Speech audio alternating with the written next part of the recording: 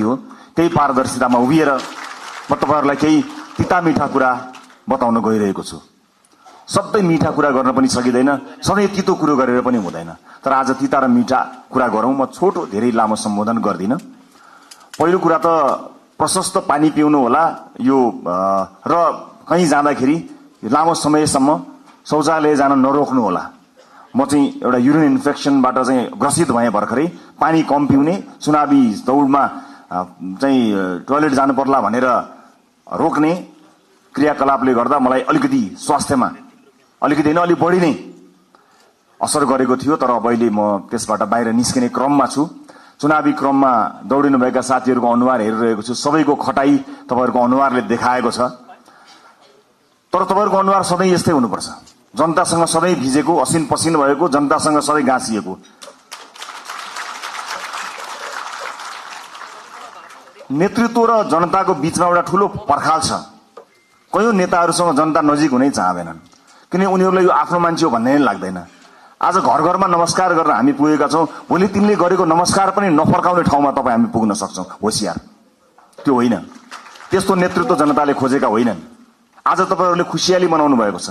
तपाईहरुको निधारको अबिर पनि कतिको त नआउँदा पनि गएको छैन, कतिपय अझै पनि अबिरमाला लगाइरहनु भएको छ। हो, त्यस्तै सेलिब्रेसन नेपाली जनताले अबको 5 वर्ष प्रत्येक दिन गर्न सक्ने गरी काम गर्नुपर्छ। तपाईको परिवार कति खुसी हुनु भएको छ नि, माननीय हुनुभयो भनेर। परिवार, आफन्त, देश विदेशमा ओहो कत्रो सेलिब्रेसन चल्यो होला। केक काट्नु भयो होला, दियो बाल्नु भयो होला, रातभर रमाइलो गर्नुभयो होला, खानपिन कति रमाइलो गर्नुभयो होला नि। हो, त्यस्तै उत्सव जनताले 5 वर्ष मनाउनु पर्छ। तपाईलाई चुनेकोमा, मलाई चुनेकोमा। त्यो हाम्रो चुनौती हो। यो 5 वर्षलाई सामान्य अन्य चुनावहरूमा चुनिएको जस्तो सोच्नु भयो भने त्यसले अप्ठ्यारो परिस्थिति सृजना गर्छ। आदरणीय साथीहरू, मलाई थाहा छ राजनीति यसै गरी चल्छ भनेर कहीं कतै मानिसहरू त्यही ढंगले दौडधुप पनि मैले गरेको कहीं कतै देखिरहेको छु। राजनीति त्यसै गरी चल्नेवाला छैन। नथिङ, कुनै पनि चीज हिजो जस्तो चल्नेवाला छैन। काँचुली फेर्ने हो, सरलक्कै काँचुली फेर्ने हो। सरलक्कै काँचुली फेर्नका लागि भनेर नेपाली जनताले हामीलाई त्यो अभिमत दिएका हुन्। हामी कानून बनाउन आएका हौं। कानून बनाउने प्रमुख जिम्मेवारी तपाईहरुको काँधमा नेपाली जनताले दिएका हुन्। उनलाई थाहा छैन त्यो कानून फेरेर उनको घरको बाटो बन्छ, उनको धारामा पानी आउँछ, बिजुली आउँछ, इन्टरनेट चल्छ, उनलाई थाहा छैन। तर तपाईलाई थाहा हुनुपर्छ कुन धाराले कहाँ अड्काएको छ मान्छेको घरमा धारा आउन। तपाईलाई थाहा हुनुपर्छ, अध्ययन गर्नुपर्ने हुन्छ। त्यसकारण यसपटक यो शक्तिको दौडधुप यताउता यसलाई भनेर हुन्छ कि उल्ला भनेर हुन्छ कि यसो भेटेर गएर फोटो खिचेर हुन्छ कि यो पसल बन्द गर्नु होला साथीहरू। म आज अलिकति तितो कुरा गरिरहेको छु तपाईहरुलाई। एज अ ल मेकर, कानून निर्माताका रूपमा तपाईहरुको जिम्मेवारी, हाम्रो जिम्मेवारी अत्यन्त गहन छ। कयौं पछिल्लो परिवर्तन संविधान कार्यान्वयन हुनका लागि समेत कानूनहरू बन्न सकेका छैनन्।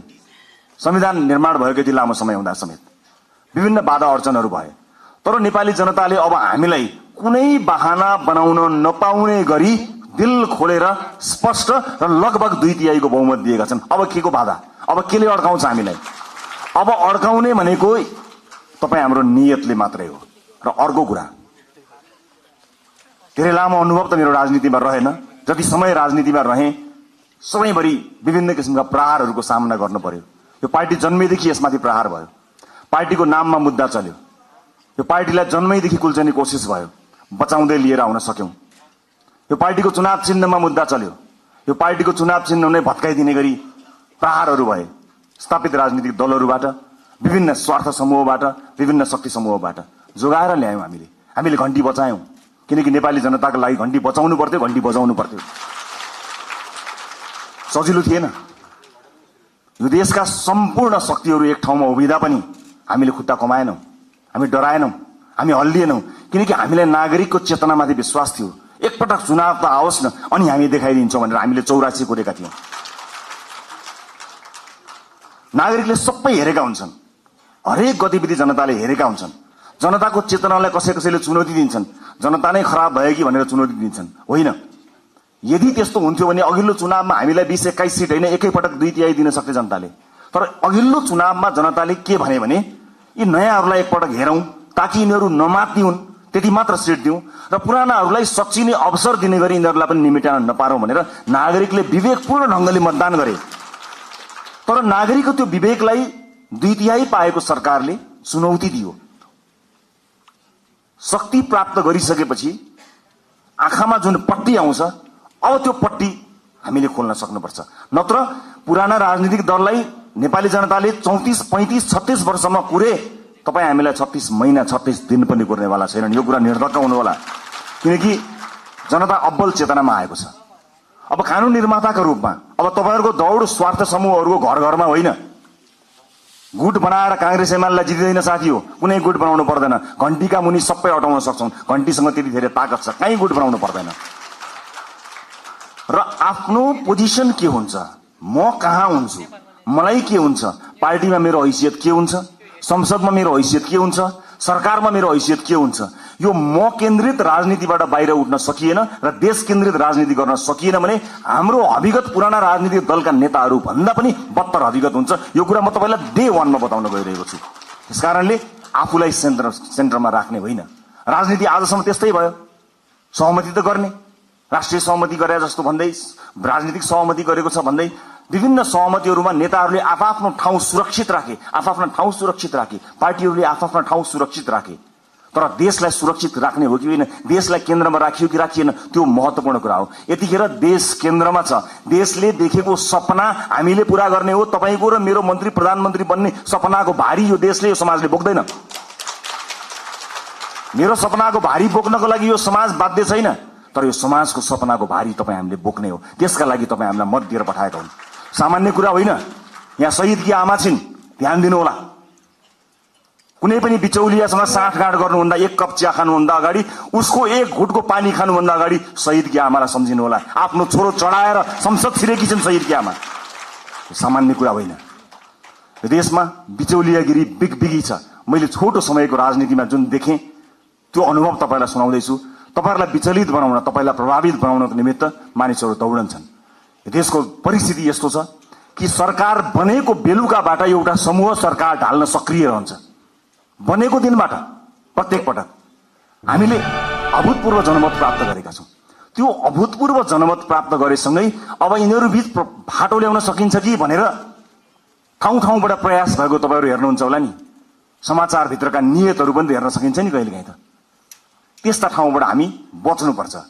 हामीलाई फुटाउने, हामीलाई गिराउने, हामीलाई गरद गराउनेहरूको बिगबिगी छ। हामी विरुद्ध पनि धेरै धेरै मत आएको छ नि, लाखौं भोट छ नि जसले हामीलाई भोट दिएनन्। अन्य विभिन्न नेताहरू छन्। प्रतिपक्षीको कमी रहँदैन, विरोधीहरूको कमी रहँदैन। फरक यति हो कि हामी कति बलियो छौं। आफू बलियो हुनुपर्छ, अरूलाई दोष लगाएर अर्काले फुटायो, अर्काले शक्ति गर्यो, विदेशीको चाल, उसको चाल, यसको चाल, यस्ता शब्दहरूलाई अब हामीले मेटाउनु पर्छ। यो कसैको चाल होइन। हामी मिल्न सकेनौं भने, हामी स्वार्थको बन्दी बन्यौं भने मात्रै समस्या पर्ने हो। विभिन्न राजनीतिक पृष्ठभूमिबाट रासोपा आउनुभएका साथीहरूलाई मेरो स्वागत छ। तपाईहरुले कहीँ कतै हेजिटेसन भन्छ नि, कहीँ कतै तपाईले लघुतावास राख्नै पर्दैन। मलाई पुरानो पार्टी भन्छन् कि अथवा पुरानो पार्टीहरूलाई गाली गर्दा मैले अनुहार रातो पार्नुपर्छ कि केही पनि भन्न पर्दैन। हृदय ठूलो पारेर हामीले तपाईहरुलाई स्वागत गरेका छौं। खाली यति हो कि पुरानो प्रवृत्तिबाट तपाई टकटकिएर आउनुपर्ने हुन्छ। किनकि देश त्यस्तो अवस्था गरी नचलोस् भनेर कलिला भाइ बहिनीहरूले रगत बगाएका हुन्। हामीमाथि ऐतिहासिक जिम्मेवारी छ। यो 5 वर्ष नियमित रूपमा आएको चुनाव होइन, यो त शहीदहरूले रगत बगाएर आएको चुनाव हो। यहाँ जथाभावी अभिव्यक्ति दिने, यसलाई मनोरञ्जनको विषय बनाउने र हल्का खुलफुलका रूपमा प्रस्तुत हुने छुट कसैलाई पनि छैन, मलाई पनि छैन। हामी देखिरहेका छौं, तपाईँ हाम्रा गतिविधिहरू नागरिकले हेरिरहेका छन्। भोट दिएका जनताको शिर झुक्ने काम कसैको कुनै अभिव्यक्तिबाट, कुनै क्रियाकलापबाट हुनु हुँदैन। प्रत्येक भोटको इज्जत हुनुपर्छ। हो, सञ्चार माध्यममा बोल्न रमाइलो लाग्छ, आफ्नो बारेमा समाचार आउँदा रमाइलो लाग्छ, आफ्नो बारेमा वाहवाही हुँदा रमाइलो लाग्छ। सञ्चारकर्मी साथीहरू पनि यही समाजका साथीहरू हुन्, उनीहरू मित्र हुन्। उनीहरूले कहिलेकाहीँ आफ्नो पक्षमा राम्रा कुरा लेखिदिँदाखेरि तपाईले दिने अभिव्यक्तिले वैदेशिक सम्बन्धमा के प्रभाव पारेको छ त्यो कुरा याद नगरिकन तपाईले त्यस्ता किसिमका हल्का फुल्का अभिव्यक्ति दिनुभयो भने देशलाई दीर्घकालीन रूपमा असर गर्न सक्छ। अब तपाईँ हिजोको मान्छे होइन, अब जिम्मेवार सांसद हो, जिम्मेवार राजनीतिकर्मी हो, जिम्मेवार प्रतिनिधि सभाको सदस्य हो। त्यसकारणले भूमिका परिवर्तन भएको छ। होइन जो कोहीलाई अझै पनि म अभियन्तै हुँ भन्ने लाग्छ, अझै पनि पुरानो पेसाकर्मी हुँ जस्तो लाग्छ, जो कोहीलाई म हिजोकै जस्तै भनौँ न यदि जिम्मेवार नभए पनि सार्वजनिक अभिव्यक्ति जस्तो दिन्छु त्यस्तै दिन्छु जस्तो लाग्छ भने you are more than welcome to live this firm. तपाईँहरू सांसदको भूमिकाबाट बाहिर जान सक्नुहुन्छ, केही पनि फरक पर्दैन। तर होइन, अब म जिम्मेवार हुँ, अब मेरो भूमिका फेरिएको छ।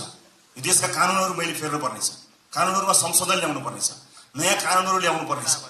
मलाई मत दिएका जनताको घर घरमा खुसियाली आउनु पर्नेछ र मलाई मत दिएका जनताको चुलो बोल्नु पर्नेछ।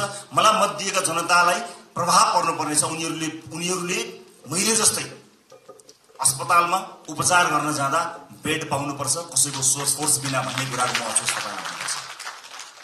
म तपाईँलाई अनुरोध गर्न चाहन्छु, सक्नुहुन्छ भने सकेसम्म आफूलाई सरकारी अस्पतालमा उपचार गराउनुहोस्। सक्नु भएन, इमर्जेन्सीको बेलामा मैले भनेको छैन, सक्नुहुन्छ सरकारी अस्पतालमा आफूलाई उपचार गराउनुहोस्। सरकारी सेवालाई चुस्त बनाउने हो। जनताका छोराछोरीहरूलाई जुन अप्ठ्यारो पर्छ तपाईँले मात्र सुविधा प्राप्त गर्नु कि जायज होइन। सक्नुहुन्छ भने म बाध्यताकारी तपाईँलाई भन्दिनँ, महसुस गर्न सक्नुपर्छ। र अर्को महत्त्वपूर्ण कुरा म यहाँलाई बताउँछु, राष्ट्रपा स्थापना भएको 3.5-4 वर्ष पनि भएको छैन। यस बीचमा हामी विभिन्न पृष्ठभूमिका साथीहरू जोडिएका छौँ। राष्ट्रपाभित्र देशको अनुहार छ। अहिले जोडिएका साथीहरू यो देशको अनुहार, यही समाजबाट हामीले प्राप्त गरेका अनुहारहरू हो।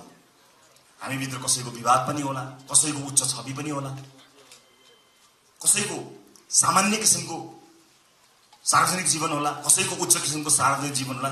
जे जस्तो भए तापनि एउटा कुरा आज मैले साथीहरूलाई राखेर स्पष्ट के बताउनु पर्छ भने सरकार 2/3 छ, संख्या घट्ला अथवा सरकार बहुमतमा रहन्छ, संख्या घट्ला अल्पमतमा पर्ला भन्ने कुराको परवाह नगरिकन राष्ट्रपाले जन्मदेखि आफ्नो विधानमा स्थापित गरेको राइट टु रिकलको व्यवस्थालाई यसपटक कडाइका साथ लागू गर्नेछ।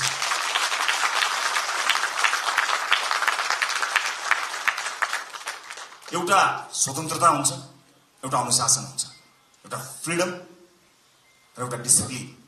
यस बीचको पातलो एउटा रेखा छ साथीहरू, त्यो रेखालाई हामीले ध्यान दिनुपर्ने हुन्छ। तपाईहरुको स्वतन्त्रता हनन गर्ने पार्टीको कुनै पनि उद्देश्य छैन। पार्टी सभापतिका रूपमा मेरो कुनै पनि आपत्ति छैन, तपाई स्वतन्त्रताको सदुपयोग गर्नुहोस्, तर अनुशासित भएर। अनुशासनका लागि पार्टीले आफूलाई स्थापित गराउँछ। पार्टीले अनुशासनका विषयमा तपाईहरुलाई कडाइका साथ पालना गराउनेछ। किनभने परिवार ठूलो भएको छ, अनुशासित हुन सकेनौं भने त्यसले अर्कै किसिमको एउटा अराजकता सृजना गर्छ।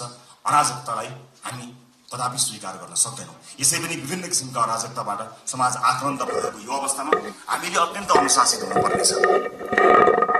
म अघि पछि भन्दा आज अलिकति फरक चुनिएको छु होला, तपाईले त्यो महसुस गर्नुभएको छ होला। अलिअलि कडाइका कुराहरू गर्यो, अलिअलि कारबाहीका कुराहरू गर्यो, यसले राइट टु रिकलको कुराकानी गर्यो, अलिक खबरदारी गरे जस्तो गर्यो भन्ने कुरा तपाईलाई लागेको होला। लाग्नुपर्छ तपाईलाई, किनकि जुन आशा र अपेक्षाका साथ नेपाली जनताले भोट खन्याएर दिएका छन् नि, त्यो ठूलो जिम्मेवारीको महसुस तपाईलाई प्रत्येक दिन हुनुपर्छ साथी हो, प्रत्येक दिन हुनुपर्छ। यो देश अहिले पनि बनेन भने कहिले पनि बन्दैन भनेर साथीहरूले भनेका छन्, हर ठाउँमा भनेका छन्। तपाई भोट माग्न जाँदाखेरि आमा बाहरूले रुँदै के भनेका छन् तपाईलाई थाहा छ? बाबु यो देश बचाऊ भनेका छन्। सुन्दाखेरि यो देश बचाऊ कति सामान्य कुरा हो नि, कति गहन कुरो छ, कति गहिरो कुरो छ, कति ठूलो कुरो छ भन्नुहोस् त। यो देश बचाऊ हामी जस्ता सामान्य मान्छेको हातमा, नीलो झण्डा फरफराउँदै हातमा घण्टी बोकेर हिँडेका हाम्रा हातमा, हाम्रा काँधमा देशका ज्येष्ठ नागरिकदेखि बालक बालिकाहरूले सम्मले यो देश बचाऊ भनिरहेका छन्। यो जिम्मेवारी हो, ठूलो शक्ति हामीले प्राप्त गरेका छौं। जति ठूलो शक्ति त्यति ठूलो जिम्मेवारी साथी हो। कृपया यो जिम्मेवारीको महसुस यहाँहरूले गर्नुहोला। म जहाँ जुन ब्याकग्राउन्डबाट आउनु भएको छ म सबैलाई स्वागत गर्न चाहन्छु। राष्ट्रपाभित्र सिङ्गो देशको अनुहार छ। यहाँ व्यापार व्यवसाय क्षेत्रका साथीहरू पनि हुनुहुन्छ, विद्यार्थी साथीहरू पनि हुनुहुन्छ, जेनजी पुस्ताका सबै साथीहरू हुनुहुन्छ, युवा साथीहरू हुनुहुन्छ, महिला साथीहरू हुनुहुन्छ, सीमान्तकृत वर्गलाई प्रतिनिधित्व गर्ने साथीहरू हुनुहुन्छ, सामाजिक अभियन्ता हुनुहुन्छ, कवि कलाकार मोडल रोल मोडल सबैजना हुनुहुन्छ, पूर्व प्रशासकदेखि लिएर सबैजना हुनुहुन्छ। यति ठूलो यो परिवारलाई समायोजन गर्नको निमित्त, यो परिवारलाई एउटै धारमा एउटै ट्र्याकमा लिएर जानको निमित्त अनुशासनको अत्यन्त ठूलो खाँचो हुन्छ। म साथीहरूलाई यति भन्न चाहन्छु, म तपाईहरुको मिडिया प्रेजेन्स प्रति कहीँ कतै दुःख मनाउ गर्दिन, तर आफू अभिव्यक्त हुनुभन्दा पहिला तपाईले पार्टी पङ्क्तिसँग सरसल्लाह गर्नुहोला। तपाईको सानो बोलीले मतदान गर्ने अर्को मानिसको चित्त नदुखोस्।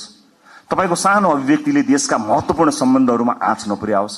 देशका कयौं गहन विषयहरू हुन्छन्, अर्थतन्त्र लगायतका विषयहरूमा तपाईँका हल्का टिप्पणीहरूले हामीप्रतिको आशा निराशामा बदलिन सक्छ। त्यसकारणले मैले एउटा अभिभावककै हिसाबले तपाईँहरूलाई सचेत गराउन खोजेको हुँ आजको यो भेटघाट कार्यक्रममा। उपस्थित सम्पूर्ण साथीहरू, रासोपा परिवार विशाल परिवार भएको छ। यो सँगसँगै नेपाली नागरिकले हामीलाई ठूलो अभिमत दिनुभएको छ। यसको जगेर्ना गर्नु तपाईँ हाम्रो कर्तव्य हो।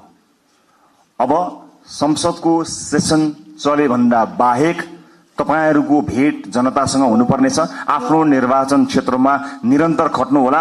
तपाईको निर्वाचन क्षेत्रमा कुनै पनि मान्छेले दुःख पायो भने त्यसको सम्पूर्ण जिम्मेवारी तपाईको हुनेछ, किनकि तपाईलाई उसले जिताएर पठाएको हो, आफूले सुख पाउँछु भनेर पठाएको हो। तपाईलाई सुख दिन होइन, तपाईका माध्यमबाट मैले र मेरो परिवारले सुख पाउँछ होला भनेर तपाईलाई भोट दिएर पठाएको। त्यसकारणले ठूला ठूला हल या ठूला ठूला विदेशी कार्यक्रमहरूको सेमिनारमा होइन, ती गाउँ टोल बस्ती चिया चौतारोहरूमा आफ्ना सांसदहरूलाई देख्न चाहन्छु। हामी सांसद भयौं भन्दैमा त्यो सांसद भएको ब्याचले या त्यो सर्टिफिकेटले एकाएक ज्ञान दिने होइन। अध्ययनको आवश्यकता पर्छ, ज्ञानको आवश्यकता पर्छ। र अब शक्तिशाली भए भनेर आफ्नो चालचलन, आफ्नो व्यवहारै परिवर्तन गर्ने कयौं साथीहरू पनि मैले देखेको छु। त्यसमा विशेष ध्यान दिनु होला। नागरिकसँग सबै नजिक रहनु होला। चुनाव त फेरि पनि आउँछ। त्यतिखेर हामीले भनेका छौं, यसपटक हामीले इतिहास रच्ने कोसिस गरेका छौं। हामीले नागरिकसँग करार गरेका छौं। नागरिक हामीलाई भोट हाल्न तयार थिए, तर पनि हामीले अतिरिक्त प्रतिबद्धता किन गर्यौं भने हामी कमिटेड छौं।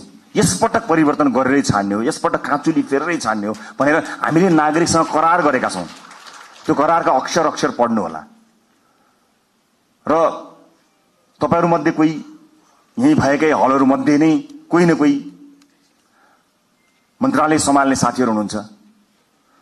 तर कृपया मन्त्री बनाइदिनुस् भनेर या मिडिया ट्रायलमा म फलानु मन्त्री भनेर त्यस्तो चीजलाई बन्द गरिदिनु होला, किनभने अहिलेसम्म केही पनि थाहा छैन। पार्टीले क्याबिनेटमा कसलाई पठाउँछ भन्ने कुराको निर्णय आज यतिखेर तपाईसँग उभिँदासम्म हामीले गरेका छैनौं। पार्टीले सही निर्णय गर्छ, कसैलाई तपाईले भन्नु पर्दैन। हामीलाई थाहा छ, तपाईहरुको विज्ञता थाहा छ, तपाईहरुको क्षमता थाहा छ। कयौं साथीहरु देखिएको गर्नुहुन्छ, कयौं साथीहरु छेकिएको गर्नुहुन्छ। पार्टीले छेकिएका साथीलाई पनि हेरिरहेको छ।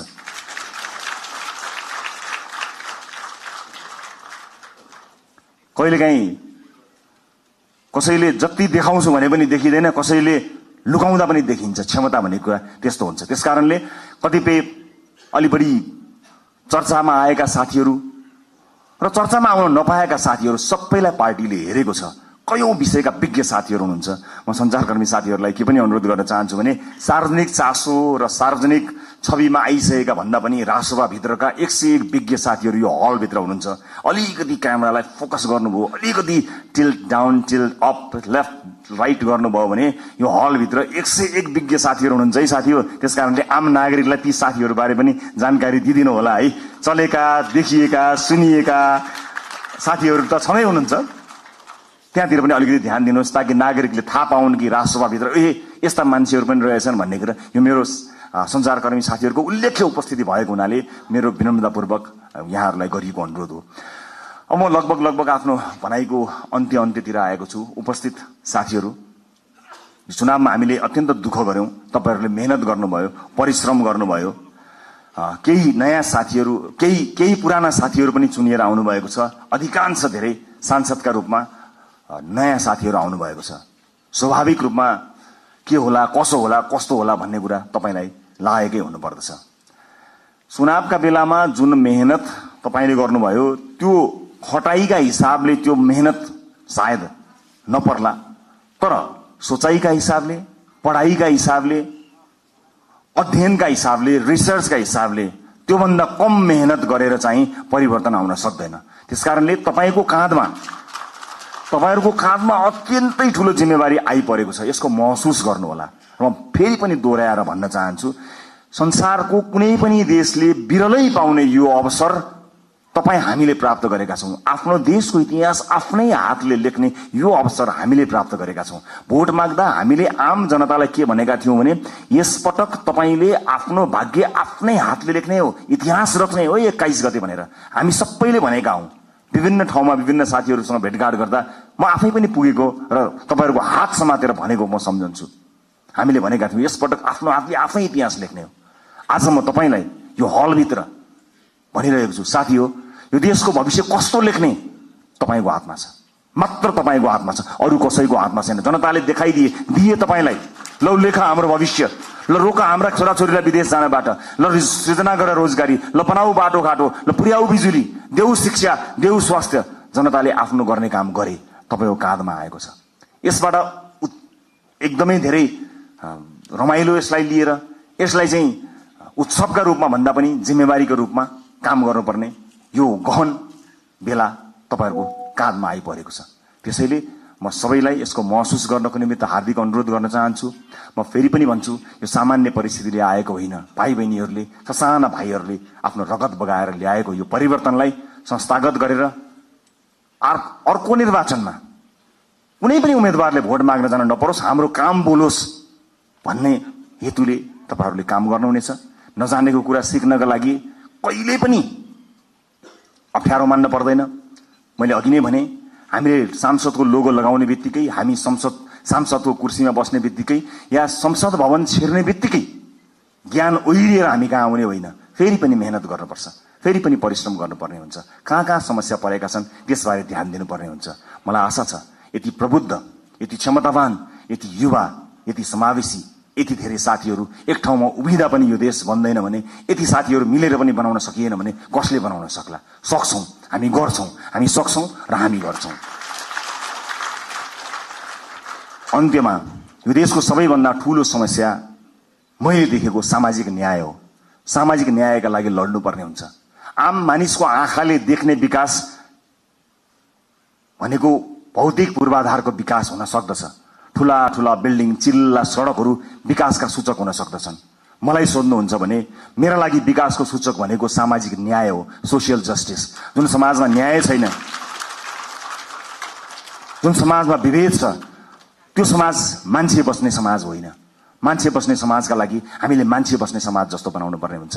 सामाजिक न्यायका लागि अब तपाईँ हामीले पैरवी गर्नुपर्ने हुन्छ। रासोपाले चाहेर पनि कयौं साथीहरूलाई जोड्न सकेन। हामी समावेशी हुन चाहन्थ्यौं। हुन त तुलनात्मक रूपमा रासोपाले अन्य राजनीतिक दल भन्दा धेरै महिला साथीहरूलाई उठायो, तर यो पर्याप्त होइन। म दुःखका साथ क्षमा याचना गर्दै भन्छु, हाम्रो पार्टीभित्र राई लिम्बू समुदायको प्रतिनिधित्व यो पालि प्रतिनिधित्व सभामा हुन सकेन। सभापतिका हिसाबले म क्षमा माग्न चाहन्छु र म विश्वासका साथ भन्न चाहन्छु आगामी दिनमा समावेशिताको यो महत्वपूर्ण कડીलाई प्राथमिकताका साथ अगाडि राखेर अगाडि बढ्नेछौँ, म विश्वास दिलाउन चाहन्छु। यही हलबाट तपाईँहरू भोलि मन्त्रीका रूपमा आसीन रहनुहोला। म तपाईँलाई स्पष्ट पार्न चाहन्छु, तपाईँले शक्ति आर्जन गरेर भोलि बजेटमा आफ्नो क्षेत्रमा बजेट सोरेर लानुभयो, कर्णालीलाई रुवाउनु भयो, मधेसलाई रुवाउनु भयो, सुदूरपश्चिमलाई रुवाउनु भयो भने त्यो विकास होइन। सिङ्गो देश विकास हुँदा चितवन अविकसित हुँदैन, मलाई थाहा छ। त्यसकारणले हाम्रो ध्यान सिङ्गो देशको विकासमा जाने हो, क्षेत्रगत कुरामा होइन। यद्यपि कतिपय क्षेत्रहरू अत्यन्त संवेदनशील हुन्छन्, कतिपय चिजहरू महत्त्वपूर्ण हुन्छन्। जिल्लामा कतिवटा पुल बने, मैले कतिवटा पुल लिएर गएँ, मैले कति किलोमिटर बाटो आफ्नो क्षेत्रमा पिच गरेँ भन्ने कुराले तपाईँलाई कीर्तिमानी बनाउँदैन।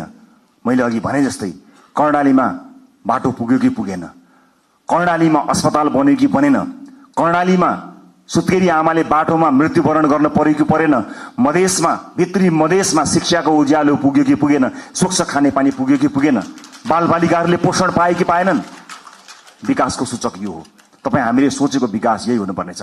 अर्को पटक मैले चुनावमा बाटो लगिन भने, मैले अर्को पटक चुनाव जित्दिन भनेर तपाईँ आजदेखि लाग्नुभयो भने मैले फेरि पनि राइट टु रिकलको व्यवस्थाको बारेमा सम्झना गराउनु पर्ने हुनेछ। साथी हो, एउटा चुनावबाट अर्को चुनावका लागि होइन, एउटा पुस्ताबाट अर्को पुस्ताका लागि लडेका हौ हामी। अर्को चुनाव जितौँ नजितौँ त्यो सरकारको विषय भएन, तर अर्को पुस्ताले हार्नु हुँदैन साथी हो। धेरै पुस्ताले हारिसकेपछि हामी एउटा आशा, अपेक्षा, को दियो बाल्न सफल भएका छौं। यसलाई निभ्न नदिनु होला। सभापतिका रूपमा म तपाईहरुसँग सँगै सधैँ छु। म लोकतान्त्रिक पद्धतिलाई विश्वास गर्छु। वर्तमान व्यवस्था, वर्तमान संविधानप्रति प्रतिबद्ध छु। शासकीय स्वरूपमा सामर्थ्य पुग्दा केही न केही सुधार चाहिएको छ भन्ने कुराको हामीलाई हेक्का छ। तर वर्तमान व्यवस्था, वर्तमान परिवर्तन, वर्तमान संविधानप्रति हाम्रो प्रतिबद्धता डगमगाएको छैन, डगमगाउनेवाला पनि छैन र यहाँहरूले पनि त्यसलाई डगमगाउन दिनुहुने छैन भन्ने मैले विश्वास लिएको छु। इतिहास रचनामा एउटा मान्छे, एउटा नेताको हात हुँदैन, एउटा पार्टीको हात हुँदैन। इतिहासको कालखण्डदेखि यहाँसम्म विभिन्न पुराना राजनीतिक दल र नेताहरूले त्याग र तपस्या गरेर आज हामीलाई यो दिन ल्याउनु भएको छ। उहाँहरूका कयौं व्यक्तित्वहरूप्रति हाम्रो प्रश्न हो, तर इतिहासले उहाँहरूले दिनुभएको योगदानलाई नजरअन्दाज गर्ने, त्यसलाई अपमानित गर्ने हक हामी कसैलाई पनि छैन। म ससम्मान इतिहासमा उहाँहरूले दिनुभएको योगदानका लागि उहाँहरू सबैलाई स्मरण गर्न चाहन्छु। पुराना राजनीतिक दल, पुराना सम्पूर्ण नेतागणहरूलाई म यही मञ्चबाट धन्यवाद दिन चाहन्छु र म यति भन्न चाहन्छु, इतिहास तपाईले लेख्नुभयो, भविष्य हामी बनाउँछौं। हाम्रा अभिव्यक्तिहरूमा कुनै पनि राजनीतिक दल र विपक्षीहरूप्रति कटाक्ष भयो भने त्यो अनर्थ हुन जानेछ। आज विजयको उन्मादमा हाम्रा समर्थक साथीहरूले विजयी भएका कारण, अत्यधिक मत आएका कारण विपक्षीहरूप्रति विभिन्न माध्यमहरूमा, सञ्चार माध्यम लगायत सार्वजनिक माध्यमहरूमा जुन ढंगले अभिव्यक्ति दिइरहनु भएको कता कता देखिएको छ, त्यो कदापि स्वीकार्य छैन। विजेता हुनुको अर्थ जिम्मेवार हुनु हो, विजेता हुनुको अर्थ छाडा हुनु होइन। विजेता हुनुको अर्थ विपक्षीहरूलाई कटाक्ष गर्ने अधिकार प्राप्त गर्नु होइन, त्यो लोकतन्त्रको चरित्र होइन। त्यसकारणले हामीलाई माथि धेरै आरोप लागेको छ। आज तपाईहरु सबैलाई साक्षी राखेर म यो आरोपलाई खण्डन गर्ने जिम्मेवारी तपाईहरुको काँधमा पनि बाँड्न चाहन्छु कि रासोपालाई प्राय अराजक छन्, रासोपा समर्थकहरू अत्यन्त धेरै असहिष्णु छन्, सामाजिक सञ्जालमा गाली गलोजमा उत्रन्छन्, व्यक्तिगत गाली गलोजमा उत्रन्छन्, छुनै हुँदैन, बोल्नै हुँदैन, गाली गरिहाल्छन्। त्यस किसिमको एउटा छवि बनेको छ। म सम्पूर्ण समर्थक साथीहरूलाई बताउन चाहन्छु, अब त्यसबाट बाहिर निस्कनुपर्छ। रासोपाले प्रशिक्षण गर्न पाएको छैन। 3 वर्षमा आक्रमण झेल्दै आएको रासोपाले आफ्ना सदस्य साथीहरूलाई राम्रोसँग प्रशिक्षित गर्न पाएको छैन। तर यही समाजका पात्रहरू भएको हुनाले तपाईले समाजका विभिन्न तह र तबकामा लिनुभएको प्रशिक्षणले तपाईको व्यक्तिगत आचरणलाई देखाउँछ। त्यसकारणले सम्पूर्ण रासोपा समर्थक साथीहरूलाई म जिम्मेवार भएर अभिव्यक्त हुन सामाजिक सञ्जाल, सामाजिक प्लेटफर्महरूमा, सार्वजनिक प्लेटफर्महरूमा अत्यन्त जिम्मेवार भएर प्रस्तुत हुनको लागि अनुरोध गर्न चाहन्छु। यो रासोपाले जितेको होइन, यो देशले जितेको हो। हामीले प्रमाणित गर्नुपर्नेछ। रासोपाको माध्यमबाट देशले जितोस् भनेर आम नागरिकले हामीलाई भोट दिएका हुन्। त्यसकारणले यो जित केवल रासोपा समर्थक, रासोपा भोटरको मात्र होइन, यो जित सम्पूर्ण देशको हुनुपर्नेछ। त्यसका लागि तपाई हामीले काम गर्नुपर्नेछ। अबको 5 वर्ष सहज हुनेवाला छैन।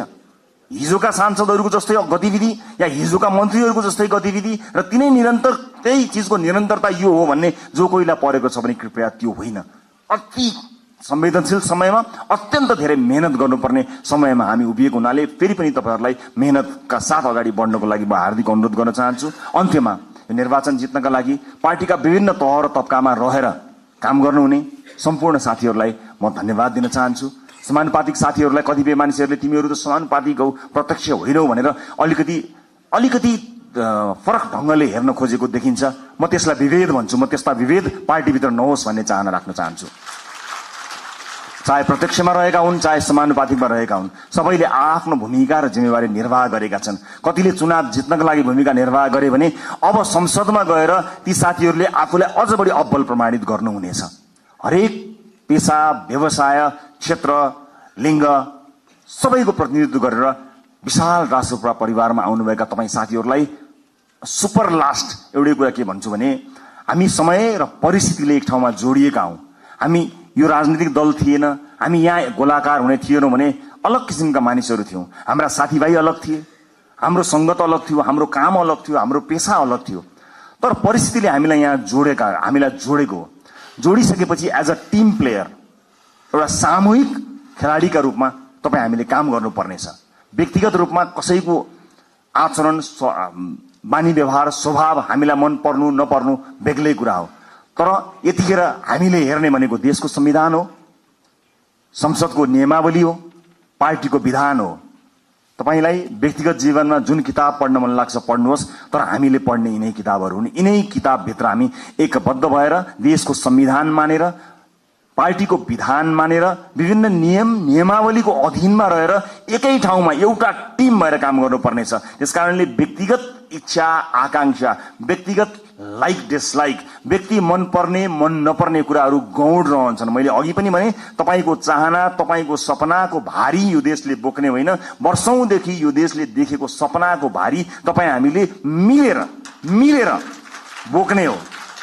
कयौं व्यक्तिगत जीवनमा मन नपरेका साथीहरू पनि कता कता घुम्दै फिर्दै यहीँ आएर ठोकिएका पनि हुन सक्दछौँ। यतिखेर हामीले आफ्नो विवेकको अत्यधिक प्रयोग गरेर मुलुक र जनताप्रति वफादार, इमानदार र जिम्मेवार भएर काम गर्नुपर्नेछ। म यहाँहरूको सुखद राजनीतिक भविष्यको शुभकामना अभिव्यक्त गर्न चाहन्छु। फेरि पनि निर्वाचनलाई यति ठूलो परिणाममा ल्याउनका लागि काम गर्नुहुने पार्टीका अग्रकम्तीमादेखि अन्तिम पंक्तिसँग काम गर्नुभएका सम्पूर्ण साथीहरूलाई धन्यवाद दिन चाहन्छु। मतदाता साथीहरूलाई धेरै धेरै धन्यवाद दिन चाहन्छु। यो देशका निजी क्षेत्रलाई म आश्वस्त पार्न चाहन्छु कि तपाईहरू कहीँ कतै पनि विचलित नहुनुहोला। तपाईहरूले निर्धक्कसँग काम गर्न सक्ने वातावरण हामी बनाउँछौँ। विदेशमा लगानी ल्याउनको निमित्त विदेशमा रहेका नेपाली डायस्पोराका साथीहरूलाई म यही मञ्चबाट आह्वान गर्न चाहन्छु, आउनुहोस्, मिलेर काम बनाऊ। देश निर्माणको यो महान अभियानमा तपाईहरूको साथ हामीलाई चाहिएको छ। सँगै मिलेर हामी थिति बसाल्ने संकल्प गर्न सक्छौं। अन्तर्राष्ट्रिय समुदायलाई पनि म यति भन्न चाहन्छु कि नेपाल लगानी गर्नका लागि सुरक्षित देश छ। तपाईँ र तपाईको लगानी यो देशमा सुरक्षित हुन्छ। निर्धक्क हुनुहोला, कुनै किसिमको बाधा अडचन हुने छैन। तपाईलाई कुनै अमुक नेता वा पार्टीले संरक्षण गर्दैन, तपाईलाई देशको नीतिले, हाम्रो नीतिले संरक्षण गर्नेछ। नीतिगत रूपमा तपाईँ हामी संरक्षित हुनेछौँ। देशको विश्वविद्यालयहरूले काँचुली फेर्नुपर्नेछ, उद्योग कल कारखाना चल्नुपर्ने हुनेछ, देशमा काम धन्दा निरन्तर चल्नुपर्नेछ, इम्प्लोइमेन्ट क्रिएट गर्नुपर्नेछ। यी व्यापक जिम्मेवारीहरू पूरा गर्नको निमित्त हामी सक्षम भएर काम गर्नेछौँ। मुलुक नयाँ मान्छेहरूको हातमा गयो, कहीँ अप्ठ्यारोमा पर्छ कि लोकतन्त्र पो खतरामा पर्छ कि कहीँ कतै अलिकति अधिनायकवाद आउँछ कि जस्ता जुन शंका, भ्रम या आशंकाहरू कहीँ कतै भएको छ, म सबै चासो राख्ने, सरोकार राख्ने सबैलाई बताउन चाहन्छु कि मुलुक राम्रो हातमा छ। We will handle it with care. हामी यसलाई एकदमै केयरफुल्ली, यो जनताले दिएको मतलाई अत्यन्त प्रेमका साथ, अत्यन्त सौहार्दका साथ, करुणाका साथ र अत्यन्त चनाखो भएर हामी काम गर्नेछौँ। सुशासनमा नयाँ मानक स्थापना हुनेछ र मुलुकलाई आर्थिक समृद्धिको बाटोमा हामी निरन्तर लिएर जानको निमित्त अहोरात्र काम गर्नेछौँ। हस्, फेरि पनि यहाँहरूलाई यो उपस्थितिका लागि, यो विजयका लागि र यो प्रतिबद्धताका लागि धेरै धेरै धन्यवाद दिन चाहन्छु। तपाईँ हामी सबैको जय होस्। जय देश, जय घण्टी।